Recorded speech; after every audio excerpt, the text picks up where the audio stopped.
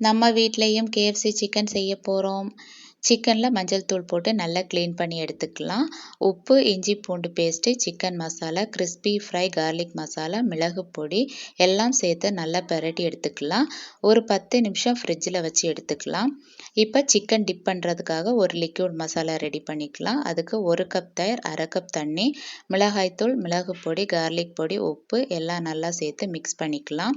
இப்போ சிக்கனை கோட்டிங் கொடுக்கறதுக்காக 2வது ஒரு மிக்ஸர் ரெடி பண்ணிக்கலாம். அதுக்கு 1 கப் மைதா, 1/4 கப் கார்ன்ஃப்ளோர், உப்பு, மிளகு பொடி, கார்லிக் பொடி, மிளகாய்த்தூள் எல்லாம் ஒன்றா சேர்த்து மிக்ஸ் பண்ணிக்கலாம்.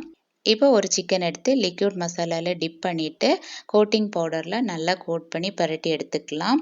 இப்படி ஒன்றா எல்லாத்தையும் ரெடி பண்ணி வச்சுட்டு இப்போ நல்லா சூடான எண்ணெயில் ஒன்றா போட்டு ஃப்ரை பண்ணி எடுத்தாச்சுன்னா கேஎஃப்சி சிக்கன் ரெடி.